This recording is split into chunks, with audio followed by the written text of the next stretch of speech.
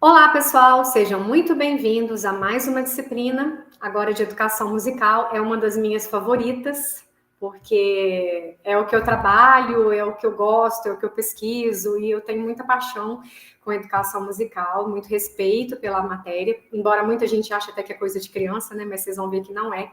E além da flauta, são as minhas disciplinas favoritas, a parte de educação musical, que eu acho que é um campo muito rico que a gente tem para explorar e nos ajuda, né? Eu sei que não é todo mundo que trabalha principalmente com criança, mas ajuda demais quando a gente vai fazendo pesquisa, a gente vai melhorando esse aspecto, tá? Mas fiquem tranquilos que a gente não vai falar só de criança, senão eu vou assustar um monte de gente que vai sair da sala achando que vai falar de criancinha, mas não é não. Inclusive, a aula de hoje não tem nada a ver com criança especificamente, tá? Sejam muito bem-vindos. O que vocês tiverem de dúvida, eu vou montar as minhas aulas de acordo com a necessidade das atividades e ciclos que vão surgindo. Mas se alguém aqui tiver interesse, fala, nossa, professora, eu peguei recentemente um trabalho, né, um projeto aqui com criança, estou perdido, nunca trabalhei, eu preciso de dicas para faixa etária específica, me manda no comentário ou no meu e-mail, né? Você já tem aí, vânia.camargo.edu, só que é @professor, né? Que está, inclusive, no guia de estudos de vocês, no plano de estudos, tem meu endereço, é o meu e-mail institucional, vocês podem entrar em contato comigo em qualquer momento, sempre é esse e-mail, tá? Independente da disciplina acabou, a disciplina, né, não tem outra disciplina comigo, o e-mail é sempre o mesmo. Então, se você tiver alguma sugestão e quiser alguma pauta específica para a aula, eu estou à disposição. Eu posso intercalar isso com os conteúdos que eu já, né, tenho que fazer referente aos nossos ciclos, tá bom? E eu vou ter o maior prazer em ajudar, se eu puder, claro, né, tiver condição de estar auxiliando. É só vocês me falarem o que vocês estão precisando em termos de pauta de aula e a gente vai acrescentando aqui, tá? Porque a nossa turma é bem mista, né? Tem gente que tem uma super experiência, muito mais que eu, em termos de sala de aula, de escola regular, tem aquele que tem estúdio, trabalha mais no sentido, né, de performance, mas a gente vai tentar aqui abarcar os pontos principais, tá bom? A ementa nossa é uma reflexão inicial sobre os conceitos de música, educação e educação musical. Vivência musical de atividades baseada nos conceitos desenvolvidos pelos educadores musicais, dos métodos ativos e os possíveis desdobramentos para a atuação do educador musical na atualidade. O que a gente fala isso? Nós vamos estudar não muitos, mas alguns educadores que são promissores e muito importantes e constituíram, né, para a formação do que a gente tem hoje de material para trabalhar com a educação musical. Às vezes a gente vê uma atividade no YouTube e fala, nossa, fulano é um gênio, que legal, essa atividade rítmica, que eu nunca tinha pensado numa coisa desse tipo. Nossa, eu amei. Mas às vezes a ideia não é dele. Ele apenas adaptou uma ideia lá do Dalcroze, ou do Orff, por exemplo. Tá? Então, essa disciplina é para a gente abrir a mente e os olhos, independente de querer trabalhar com educação musical ou não. Eu sei que muitos aqui são instrumentistas e não desejam esse tipo de trabalho, mas abrir a nossa mente com relação a essas possibilidades, porque às vezes a gente vê alguém fazendo um exercício e a gente acha que foi um gênio que inventou aquilo ali. Às vezes nós só adaptou algo que já existe, que é o que acontece na maioria das vezes. Tá? E outra coisa que eu queria falar, além dessa disciplina cair algumas questões no ENAD, não só o ENAD com relação ao UNES, mas também em alguns concursos específicos de arte e música, tem cobrado bastante coisas relativas à educação musical. Tá? Então, caso alguém não queira essa disciplina para atuar na prática, que consiga pegar o básico aí, né, de cada dica de educador e tudo, porque eles estão pedindo muitas vezes construção de plano de ensino em concurso e também está caindo matérias referentes a esses educadores, até para aula de arte, às vezes nem é especificamente uma escola especializada de música, mas quem desejar trabalhar com arte na escola regular vai ter que estudar e vai ter esse tipo de disciplina. Não é que vai aparecer, tem, às vezes dependendo da banca, né, da elaboração daquele determinada região, às vezes não cai, mas muitos concursos e muitas provas para contratação de profissionais de música e arte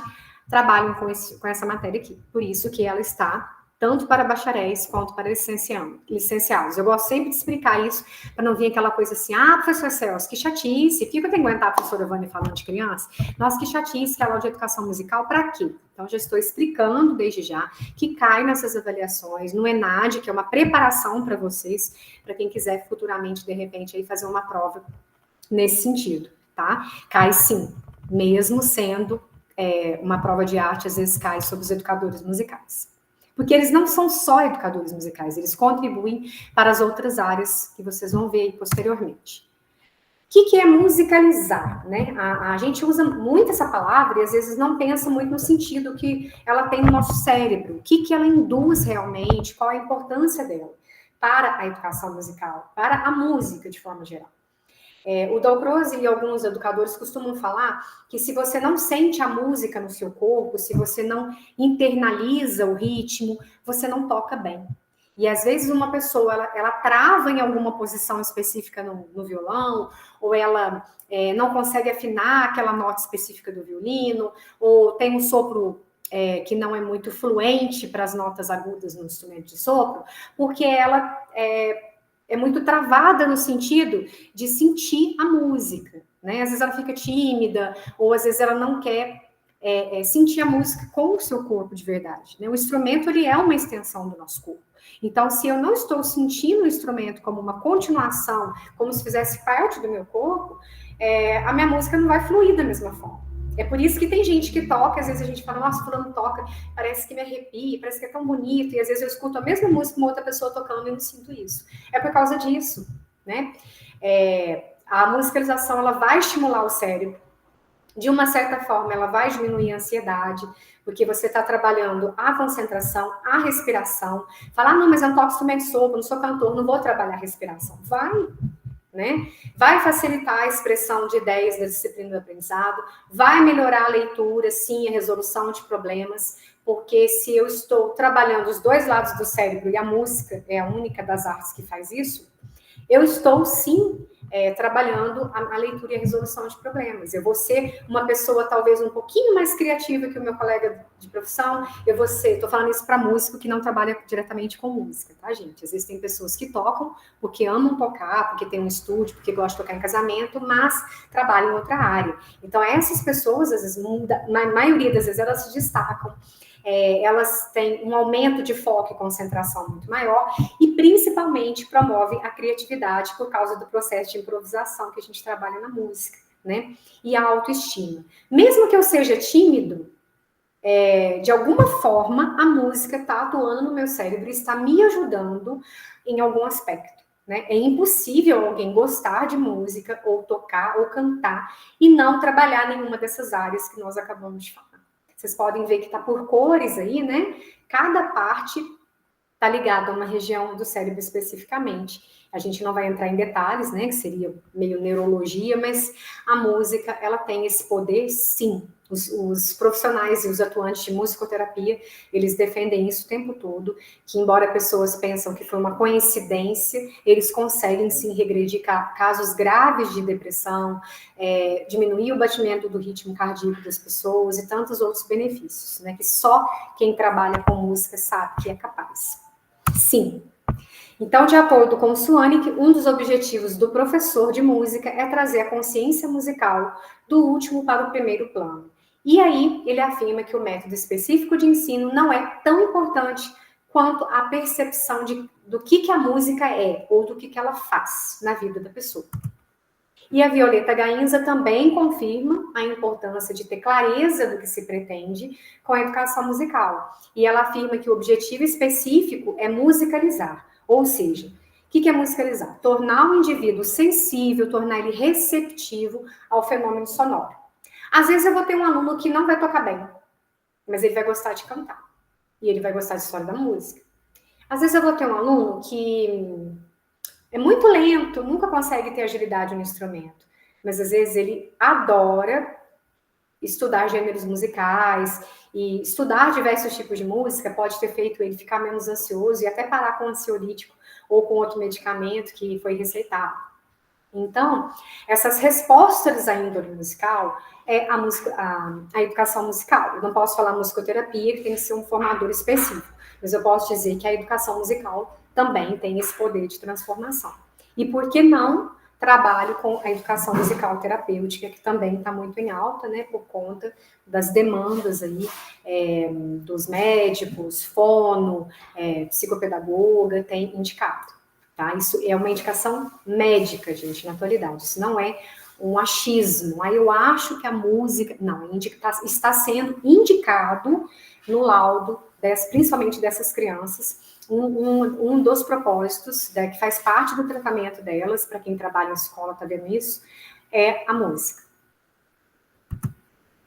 Vamos falar um pouquinho, talvez você que está me ouvindo aí já está cansado de ouvir sobre isso na escola, em vela sobre planejamento anual, planejamento semanal, mas eu vou dar uma pincelada rápida, porque eu sei que tem muita gente que não sabe, nunca fez, né, um planejamento anual. Se de repente você pega um emprego aí, nesse momento, ou no seu estágio, para não passar muito apuro, vamos falar um pouquinho sobre isso.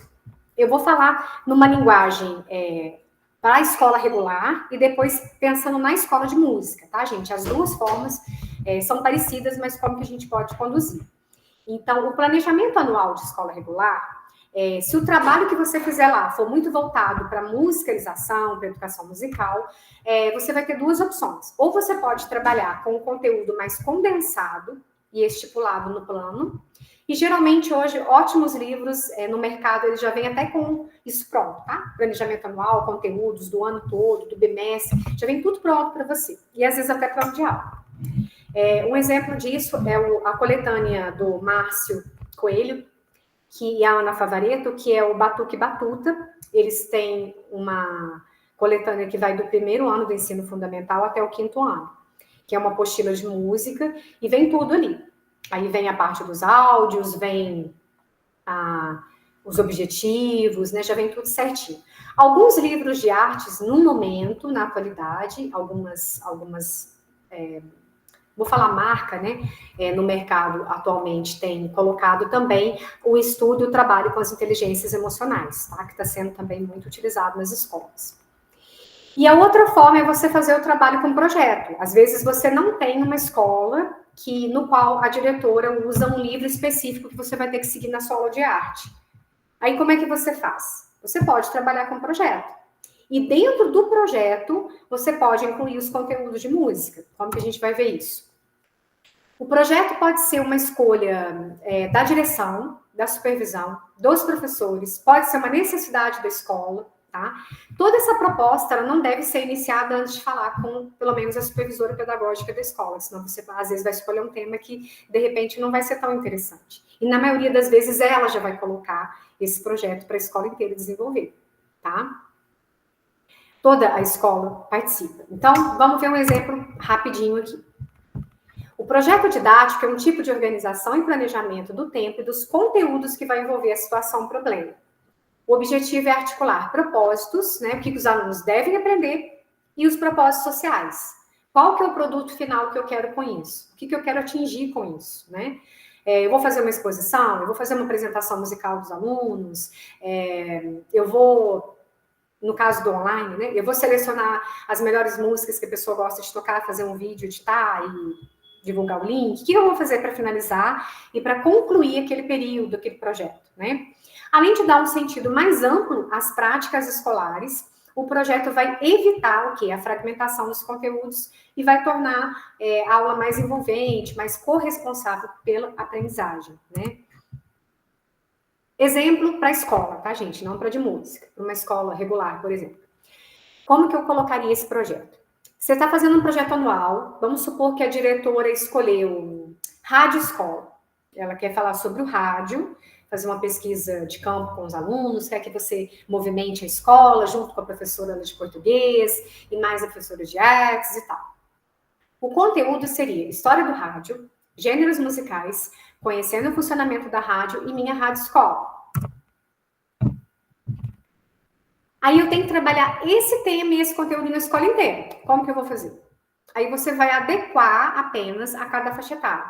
Por exemplo, lá no primeiro ano, eu posso contar de uma forma reduzida a história do rádio, como que aconteceu, vou utilizar fantoche para ficar mais divertido e vou aproveitar para trabalhar também parâmetros do som. Lá no segundo ano, como que eu vou falar sobre a história do rádio? Eu vou contar, encenando como se eu fosse um locutor, um apresentador de rádio. Posso até levar um equipamento de mentira, ou fazer algo similar para que eles se envolvam mais no que eu estiver falando. Como que eu vou fazer lá no terceiro ano? Eu vou utilizar a mesma mesa, só que o mesmo processo do segundo ano, só que no final eu vou abrir uma roda de perguntas. Lá no quarto ano, eu vou mostrar um trecho do YouTube falando sobre a história do rádio e vou pedir para os alunos pesquisarem e trazer na semana seguinte uma discussão na próxima aula. Entenderam? Então, eu trabalhei o mesmo conteúdo, só relembrando aqui. História do rádio. Só que o que eu fiz? Eu adequei a cada faixa etária. Só para vocês verem que é possível, sim, trabalhar o mesmo tema em todas as séries. Aqui foi só um exemplo, tá? Como que eu vou fazer com gêneros musicais? Lá no primeiro ano, eu vou colocar pequenos trechos, não a música inteira, no YouTube, e vou pedir para eles separar quais músicas vocês acham mais animadas, quais são mais lentas, né? Qual cantor tem a voz mais grave, qual tem a voz mais aguda. Então, a gente vai fazer uma espécie de seleção, vai, né, colocar esses itens e separar. Lá no segundo ano, eu vou falar sobre as características de apenas 3 gêneros, que são diferentes. Eu vou escolher lá, por exemplo, samba,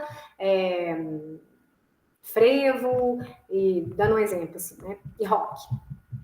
Colocar trecho de áudio para eles fazerem junto a classificação. Lá no terceiro ano, eu vou assistir um pequeno trecho explicando o que é gênero musical e depois vou selecionar 4 gêneros. Então, é como se cada equipe, né, ou cada fileira, fosse trazer uma seleção de músicas daquele gênero que foi trabalhado na aula anterior. Então, eu fechei gênero musical. Agora você deve estar falando, mas na escola regular, tá? E se eu for trabalhar, ou eu tenho uma escola minha, particular de música, onde eu trabalho com instrumentos, né? O pessoal tem aula de música, como que eu faço para trabalhar com um projeto? É possível? Sim. Na musicalização, na percepção, na teoria musical, eu posso trabalhar a pulso, apoio, andamento. Você pode escolher uma música entre as selecionadas pelos alunos, eles ajudar a escrever os diferentes gêneros, e você pode pegar lá, por exemplo, a MPB, né? E realizar atividades práticas na aula. Eu posso aproveitar, né, de repente, eu preciso muito trabalhar uma determinada escala no instrumento, né? Meu aluno está com muita dificuldade de fazer a nota si bemol. Como que eu vou fazer? Eu vou escolher uma música de MPB que tenha tonalidade Fá maior, que apareça bastante si bemol e vou trabalhar com ele. Dentro da temática, mas dentro da necessidade técnica do meu instrumento, tá, pessoal? Agora, o que é plano de curso? A gente falou do plano anual. O que é anual, né? O nome já está falando. É uma coisa que você vai desenvolver ao longo do ano. Você já tem um objetivo inicial e você sabe no final onde você quer chegar.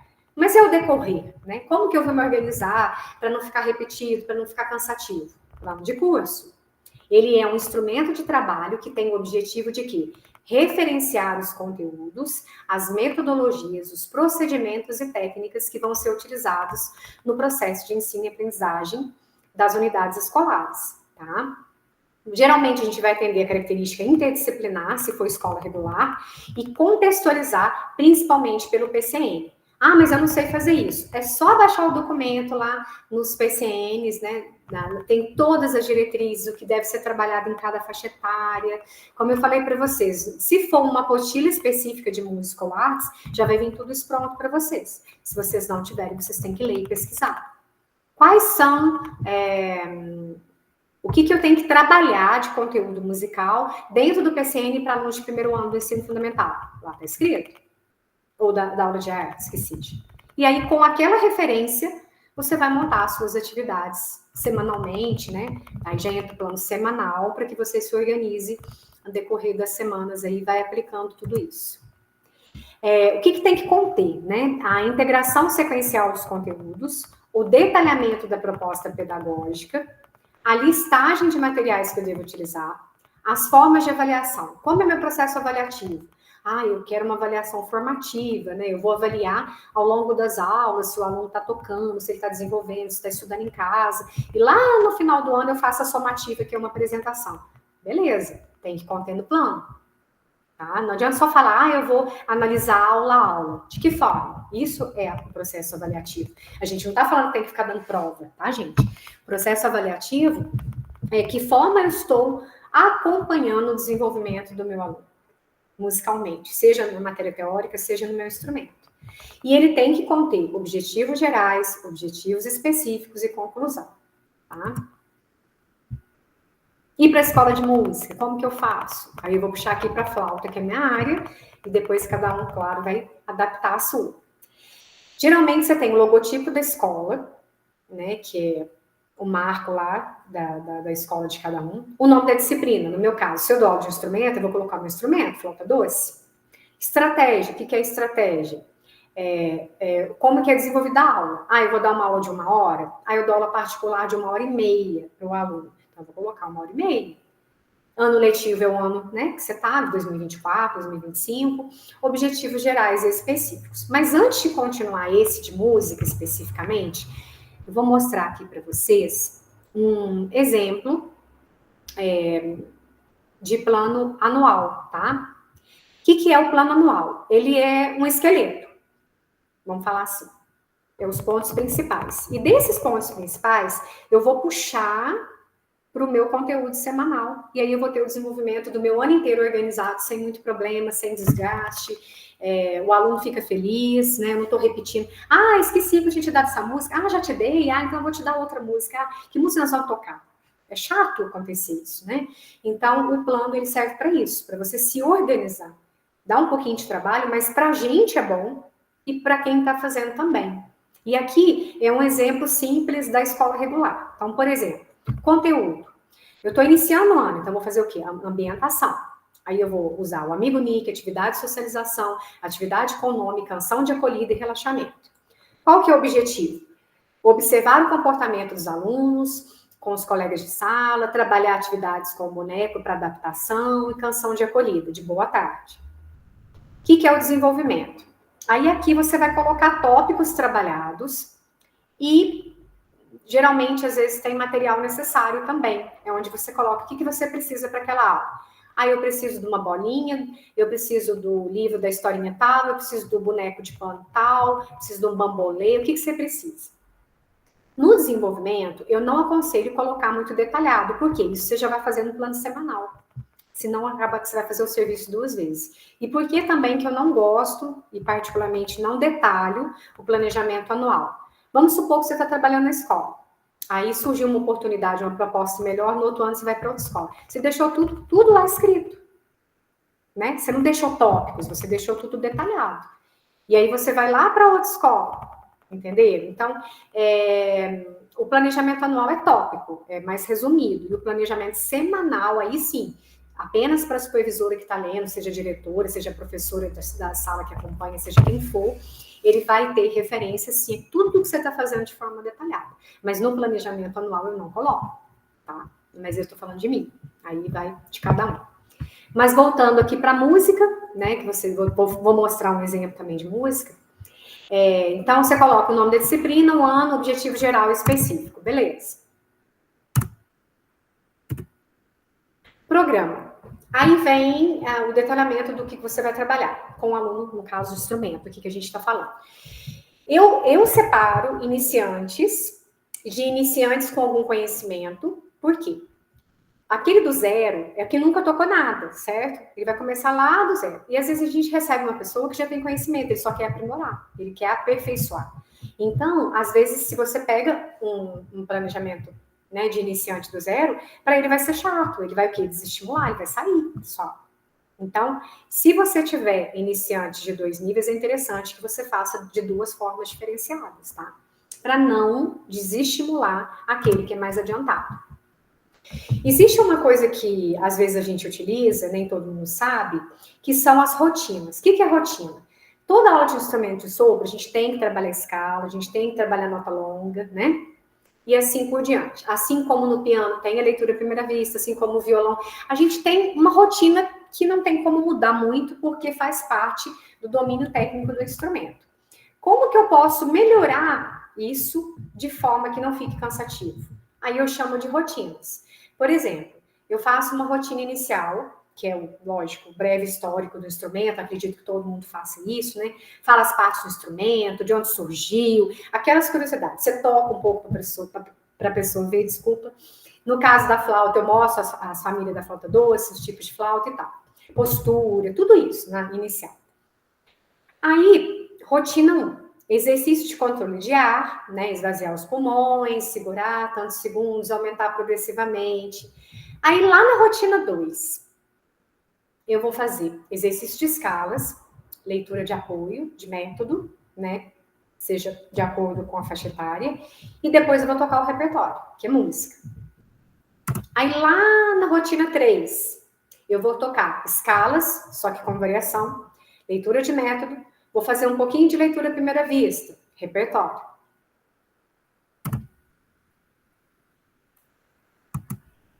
E assim sucessivamente. Por que das rotinas? Porque você tem um mês lá, você tem 4 semanas. Aí você faz a rotina 1, rotina 2, rotina 3. Na última, você faz o que for mais importante. Ou você volta numa que de repente é mais necessário. Porque se toda aula eu começar escala, depois leitura de livro, depois leitura de música, sempre nessa ordem, pode ser que dependendo da faixa etária, principalmente crianças e adolescentes, eles achem cansativo, tá? Então isso, gente, é só uma sugestão, tá bom? Não é uma receita, não, é uma sugestão. Agora, dando um exemplo aqui, esse é de escola regular, tá? É do método positivo. O que ele faz? Ele coloca assim, de olho nos instrumentos musicais. Aí tem lá os instrumentos. Depois o faça você mesmo. Geralmente ele tem alguma atividade ou escrita ou alguma coisa para construir, tipo um chocalho, né? Com um copo de Danone. Depois ele tem grandes nomes. O que é grandes nomes? É a estuda de algum compositor famoso, né? Haydn, Brahms, Bach e por aí vai.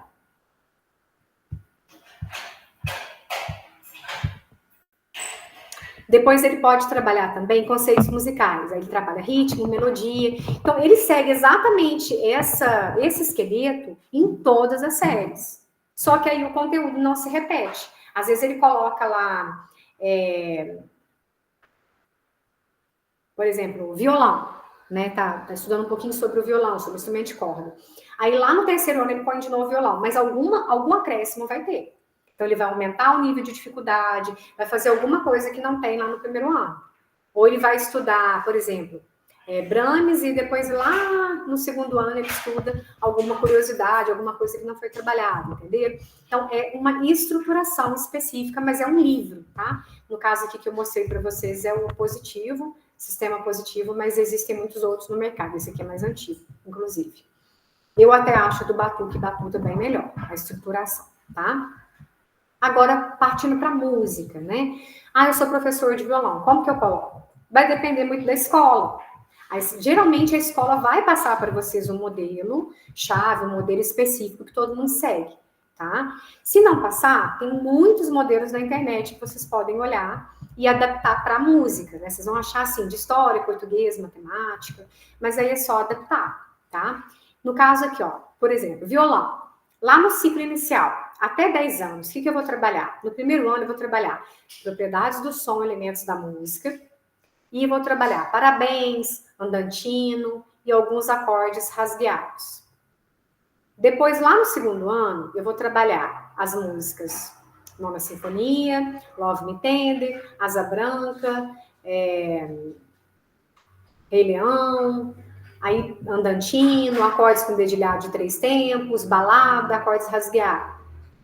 Mapa das notas no teclado, né? Eu posso trabalhar conteúdos, né, que são necessários, teóricos, junto com o instrumento. Lá no terceiro ano, o que eu vou trabalhar inicialmente, né? Canção com Lá, e assim sucessivamente vocês vão fazendo, tá vendo? É uma estruturação, aqui não tá detalhado, mas é uma forma de você se resguardar, né? De não repetir música. É claro que quando a gente fala repetir, às vezes precisa realmente, né, de uma revisão, mas de ficar mais organizado. Com 11 anos em diante, o que eu vou trabalhar? Isso é uma prévia. Pode ser que eu receba um aluno ótimo, e ele desenvolva super rápido. Aí eu vou seguir só porque ele no primeiro ano tá falando só essas músicas. Não, eu vou seguir em frente. Mas é só para a gente ter um esqueleto, tá? O que eu vou trabalhar lá no quarto ano? O que eu vou trabalhar lá no quinto ano? E assim, sucessivamente, vocês vão montando essa estrutura de forma que vocês vão ter uma noção melhor, né, do desenvolvimento do aluno. E sempre que a gente monta pensando no aluno com mais dificuldade, ao contrário, e não no melhor. Não naquele que tem facilidade. Por quê? O que tem facilidade, ele vai pular o programa. Então, às vezes, ele vai estar no sexto, no programa de nono. Às vezes, ele vai estar no terceiro, no primeiro, com um programa de segundo ou terceiro. Porque ele é estudioso, porque ele se dedica, tem facilidade. Histórico familiar. Então, a gente vai montar sempre partindo da maior dificuldade e não o contrário. E daí, se você adiantar, ótimo, melhor ainda. E se ele não conseguir, pensando naquele que tem muita dificuldade, de repente, se ele conseguir seguir o mínimo que está ali no programa, a gente já se dá por satisfeito com relação ao conteúdo. Bom, pessoal, acho que eu falei muita coisa. Alguém tem alguma dúvida ou quer fazer alguma pergunta? Eu falei geral, isso não está no guia, né? Eu dei uma geral hoje sobre isso, porque toda escola pede planejamento anual, plano de curso, planejamento semanal, e às vezes a pessoa fica meio perdida. Desculpa aqueles que já fazem há 300 anos, tá? Mas eu tinha que colocar um pouquinho, que tem gente que não sabe fazer e depois fica meio perdida. Bom, agradeço a todos pela presença e até semana que vem. As aulas serão semanais, sempre nesse mesmo horário, tá? Eu vou fazer sequencialmente, sempre um dia antes ou na sexta-feira eu vou já postar a pauta da aula, o que vai ser trabalhado na nossa aula ao vivo, tá bem? Muito obrigada a todos, bom descanso e até a próxima. Pois não, Luan? Boa noite. Para você também, bom descanso.